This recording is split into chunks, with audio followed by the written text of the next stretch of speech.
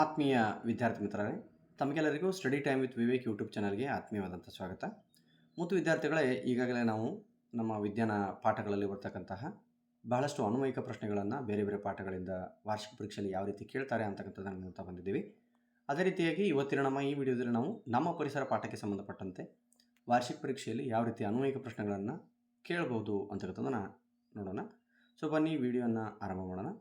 ಮೊದಲದಾಗಿ, ನಿಮ್ಮ ಶಾಲೆಯ ವಿಜ್ಞಾನ ಶಿಕ್ಷಕರು ಪ್ಲಾಸ್ಟಿಕ್ ವಸ್ತುಗಳ ಬಳಕೆಯನ್ನು ಕಡಿಮೆ ಮಾಡಲು ತಿಳಿಸಲು ಕಾರಣವೇನು ಅನ್ನುವಂಥದ್ದು. ಸೊ ಪ್ಲಾಸ್ಟಿಕ್ ವಸ್ತುಗಳು ಜೈವಿಕ ವಿಘಟನೆಗೆ ಒಳಗಾಗುವುದಿಲ್ಲ, ಪರಿಸರ ಮಾಲಿನ್ಯಕ್ಕೆ ಇವು ಕಾರಣವಾಗುವುದರಿಂದ ಅವುಗಳ ಬಳಕೆ ಕಡಿಮೆ ಮಾಡಲು ಅವರು ತಿಳಿಸುವರು ಅನ್ನುವಂಥದ್ದು.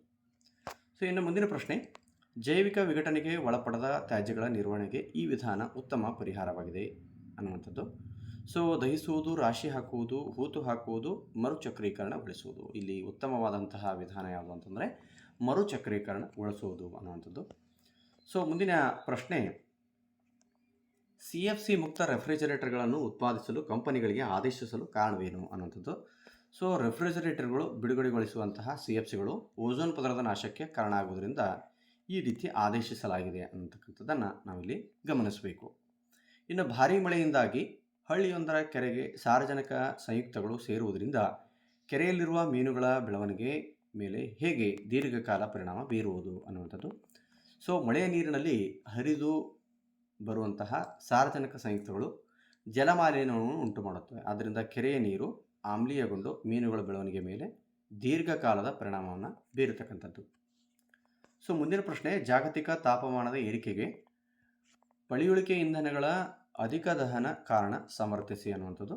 ಸೊ ಪಳೆಯುಳಿಕೆ ಇಂಧನಗಳನ್ನು ಅಧಿಕವಾಗಿ ದಹಿಸುವುದರಿಂದ ಬಿಡುಗಡೆ ಆಗ್ತಕ್ಕಂತಹ ಇಂಗಾಲದ ಡೈಆಕ್ಸೈಡ್ ಮತ್ತು ಹಸಿರುಮನೆ ಅನಿಲಗಳು ಇವುಗಳ ಪರಿಣಾಮಕ್ಕೆ ಕಾರಣವಾಗಿ ಜಾಗತಿಕ ತಾಪದ ಏರಿಕೆ ಆಗುತ್ತದೆ ಅನ್ನುವಂಥದ್ದು.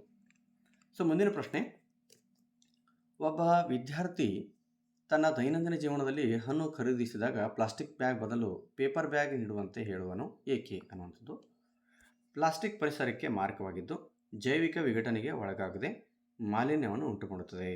ಅದರ ಬದಲು ಪೇಪರ್ ಬ್ಯಾಗ್ ಜೈವಿಕ ವಿಘಟನೆಗೆ ಒಳಗಾಗಿ ಪರಿಸರ ಸ್ನೇಹಿಯಾಗಿದೆ ಅಂತಕ್ಕಂಥದ್ದು. ಇನ್ನು ಮುಂದಿನ ಪ್ರಶ್ನೆ, ಸಂಚಾರಿ ಪೊಲೀಸರು ಮುಖಕ್ಕೆ ಗಾಳಿ ಶೋಧಕಗಳನ್ನು ಹಾಕಿಕೊಳ್ಳುವರು. ಈ ಒಂದು ವಿಷಯವನ್ನು ಚರ್ಚಿಸಿ ಅಂತಕ್ಕಂಥದ್ದು. ಸಂಚಾರಿ ಪೊಲೀಸರು ವಾಹನ ದಟ್ಟಣೆಯಲ್ಲಿರುವ ರಸ್ತೆಗಳಲ್ಲಿದ್ದಾಗ ಸಾಮಾನ್ಯವಾಗಿ ಗಾಳಿ ಶೋಧಕಗಳನ್ನು ಹಾಕಿಕೊಳ್ತಾರೆ. ಇದಕ್ಕೆ ಕಾರಣ ಏನಂತಂದರೆ, ವಾಹನಗಳ ನಿಷ್ಕಾಸ ಹೊಗೆ, ಧೂಳು, ಉಸಿರಾಟದ ಕಾರಣ ಆರೋಗ್ಯದ ಮೇಲೆ, ಉಸಿರಾಟಕ್ಕೆ ಸಂಬಂಧಪಟ್ಟಂತೆ ಏನು ಶ್ವಾಸಕೋಶಕ್ಕೆ ಸಂಬಂಧಿಸಿಪಟ್ಟಂತೆ ಏನು ಆರೋಗ್ಯದ ಮೇಲೆ ಪರಿಣಾಮವನ್ನು ಬೀರುವುದರಿಂದ ಸೊ ಆ ರೀತಿ ಮಾಡಲಿಕ್ಕೆ ಕಾರಣವಾಗಿದೆ ಅನ್ನುವಂಥದ್ದು. ಇನ್ನು ಮುಂದಿನ ಪ್ರಶ್ನೆ, ಭೂ ಪರಿಸರ ವ್ಯವಸ್ಥೆಯಲ್ಲಿನ ಎಲ್ಲ ಮಾಂಸಾಹಾರಿಗಳನ್ನು ತೆಗೆದುಹಾಕಿದರೆ ಏನಾಗಬಹುದು ಚರ್ಚಿಸಿ ಅನ್ನುವಂಥದ್ದು. ಭಾಳಷ್ಟು ಮುಖ್ಯವಾಗಿರ್ತಕ್ಕಂಥದ್ದು, ಭಾಳ ಸಾರಿ ರಿಪೀಟ್ ಆಗಿರ್ತಕ್ಕಂಥದ್ದು. ಸೊ ವಾರ್ಷಿಕ ಪರೀಕ್ಷೆಯಲ್ಲಿ ಇದನ್ನು ಪ್ರಶ್ನೆಯನ್ನು ಕೇಳುವಂಥ ಸಾಧ್ಯತೆ ಇರುತ್ತೆ. ಸೊ ಹಾಗಾದರೆ ಉತ್ತರವನ್ನು ನೋಡೋಣ ಬನ್ನಿ. ಭೂ ಪರಿಸರ ವ್ಯವಸ್ಥೆಯಲ್ಲಿನ ಎಲ್ಲ ಮಾಂಸಾಹಾರಿಗಳನ್ನು ತೆಗೆದುಹಾಕಿದರೆ ಸಸ್ಯಾಹಾರಿಗಳ ಸಂಖ್ಯೆ ಹೆಚ್ಚಾಗಿ ಉತ್ಪಾದಕಗಳನ್ನು ತಿಂದು ಅತಿಯಾದ ಮೇಯುವಿಕೆಯಿಂದ ಭೂಮಿ ಮೇಲೆ ಹಸಿರು ಸಸ್ಯಗಳು ನಾಶವಾಗಿ ಭೂಮಿ ಬರಡಾಗುವ ಮೂಲಕ ಪರಿಸರ ವ್ಯವಸ್ಥೆಯಲ್ಲಿ ತೀವ್ರ ಅಸಮತೋಲನ ಉಂಟಾಗುತ್ತದೆ ಅನ್ನುವಂಥದ್ದು. ಸೊ ಮುಂದಿನ ಪ್ರಶ್ನೆ, ಹುಲಿ ಅಥವಾ ಸಿಂಹಗಳು ಆಹಾರ ಸರಪಳಿಯಲ್ಲಿನ ಪರಭಕ್ಷಕಗಳಾಗಿವೆ, ಹೇಗೆ ಆಲೋಚಿಸಿ ಉತ್ತರಿಸಿ ಅನ್ನುವಂಥದ್ದು. ಹುಲಿ ಅಥವಾ ಸಿಂಹಗಳು ಉನ್ನತ ಪೋಷಣ ಸ್ತರದಲ್ಲಿ ಕಂಡುಬರುತ್ತವೆ. ಅವುಗಳು ನರಿ, ನಾಯಿ, ತೋಳಗಳಂತಹ ದ್ವಿತೀಯ ಮಾಂಸಾಹಾರಿ ಭಕ್ಷ್ಯಗಳನ್ನು ತಿನ್ನುವ ದೊಡ್ಡ ಪ್ರಾಣಿಗಳು. ಈ ರೀತಿ ಪ್ರಾಣಿಗಳು ಹುಲಿ ಅಥವಾ ಸಿಂಹಗಳನ್ನು ಕೊಂದು ತಿನ್ನುವುದಿಲ್ಲ ಅನ್ನುವಂಥದ್ದು. ಮುಂದಿನ ಪ್ರಶ್ನೆ, ಈ ಹಿಂದೆ ಭಾರತೀಯ ರೈಲ್ವೆ ಇಲಾಖೆ ಬಳಸಿ ಬಿಸಾಡುವ ಜೇಡಿಮಣ್ಣಿನ ಲೋಟಗಳನ್ನು ರೈಲ್ವೆ ಸ್ಟೇಷನ್ಗಳಲ್ಲಿ ಬಳಸುವಂತೆ ಆದೇಶಿಸಿದ ಉದ್ದೇಶವೇನು ಅನ್ನುವಂಥದ್ದು. ರೈಲ್ವೆ ಸ್ಟೇಷನ್ಗಳಲ್ಲಿ ಅಥವಾ ಜನದಟ್ಟಣೆಯ ಪ್ರದೇಶಗಳಲ್ಲಿ ಬಳಸಿ ಬಿಸಾಡುವ ಪ್ಲಾಸ್ಟಿಕ್ ಲೋಟಗಳಲ್ಲಿ ಟೀ, ಕಾಫಿ ಸೇವನೆ ಮಾಡಿ ಬಿಸಾಡುವುದರಿಂದ ಮಾಲಿನ್ಯ ಉಂಟಾಗುತ್ತಿತ್ತು. ಅದನ್ನು ತಡೆಯುವುದಕ್ಕೋಸ್ಕರ ಜೇಡಿಮಣ್ಣಿನ ಲೋಟಗಳನ್ನು ಬಳಸುವಂತೆ ಆದೇಶಿಸಿತು ಅನ್ನುವಂಥದ್ದು.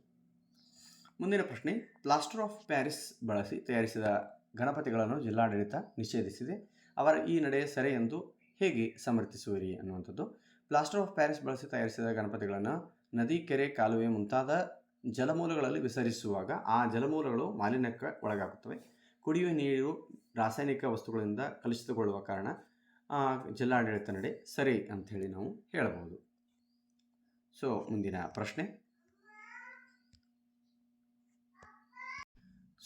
ಪ್ರಶ್ನೆ, ನಮ್ಮ ಮನೆಯಲ್ಲಿ ನೀವು ಬಳಸಿಬಿಟ್ಟ ಹಳೆಯ ಪ್ಲಾಸ್ಟಿಕ್ ವಸ್ತುಗಳನ್ನು ಗುಜರಿಯವರಿಗೆ ಮಾರುತ್ತೀರಿ. ಅವರು ಅದನ್ನು ಸಂಗ್ರಹಿಸಲು ಕಾರಣ ಅದರಿಂದ ಆಗುವ ಪ್ರಯೋಜನವೇನು ಅನ್ನುವಂಥದ್ದು.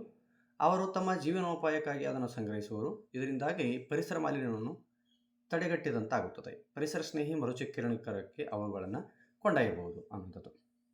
ಮುಂದಿನ ಪ್ರಶ್ನೆ, ಇತ್ತೀಚೆಗೆ ತಾಯಿಯ ಮೊಲೆ ಹಾಲಿನಲ್ಲಿ DDT ಪ್ರಮಾಣ ಹೆಚ್ಚಾಗಿದ್ದು ಇದಕ್ಕೆ ಕಾರಣವೇನೆಂದು ತಿಳಿಸಿ ಅನ್ನುವಂಥದ್ದು. ಪರಿಸರದ ಆಹಾರ ಸರಪಳಿಯಲ್ಲಿ ಜೈವಿಕ ವಿಘಟನೆಗೆ ಒಳಗಾಗದ ವಿಷವಸ್ತುಗಳು ಜೈವಿಕ ಸಾಂದ್ರತಾ ವೃದ್ಧಿಯಿಂದಾಗಿ ಉನ್ನತ ಪೋಷಣಾಸ್ತರದ ಜೀವಿಗಳಲ್ಲಿ ಈ ರೀತಿ ವಸ್ತುಗಳು ಕಂಡುಬರುತ್ತವೆ ಅನ್ನುವಂಥದ್ದು. ಇನ್ನು ಕೊನೆಯ ಪ್ರಶ್ನೆ, ನಿಮ್ಮ ಮನೆಯಲ್ಲಿ ನೀವು ಬಳಸಿ ಬಿಸಾಡಬಹುದಾದ ನೀರಿನ ಪ್ಲಾಸ್ಟಿಕ್ ತ್ಯಾಜ್ಯಗಳನ್ನು ಪಟ್ಟಿ ಮಾಡಿ ಅನ್ನುವಂಥದ್ದು.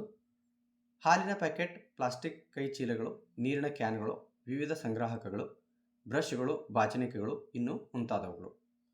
ಸೊ ಮುದ್ದು ವಿದ್ಯಾರ್ಥಿಗಳೇ, ಇಲ್ಲಿವರೆಗೆ ನಾವು ನಮ್ಮ ಪರಿಸರ ಪಾಠಕ್ಕೆ ಸಂಬಂಧಪಟ್ಟಂತೆ ವಾರ್ಷಿಕ ಪರೀಕ್ಷೆಯಲ್ಲಿ ಅನ್ವಯಿಕ ಪ್ರಶ್ನೆಗಳನ್ನು ಈ ಪಾಠಕ್ಕೆ ಸಂಬಂಧಪಟ್ಟಂತೆ ಯಾವ ರೀತಿ ಕೇಳಬಹುದು ಅಂತಕ್ಕಂಥದ್ರ ಬಗ್ಗೆ ನಾವು ಚರ್ಚೆ ಮಾಡಿದ್ವಿ. ಸೊ ಇದೇ ರೀತಿಯ ವಿಡಿಯೋಗಳಿಗಾಗಿ ನೀವು ನಮ್ಮ ಚಾನಲನ್ನು ಲೈಕ್ ಮಾಡಿ, ಶೇರ್ ಮಾಡಿ ಮತ್ತು ಸಬ್ಸ್ಕ್ರೈಬ್ ಮಾಡಿ ಅಂತ ಹೇಳ್ತಾ ವಿಡಿಯೋನ ಇಲ್ಲಿಗೆ ಮುಕ್ತಾಯ ಮಾಡ್ತಾ ಇದ್ದೀನಿ. ಸೊ ಟೇಕ್ ಕೇರ್, ಬಾಯ್ ಬಾಯ್.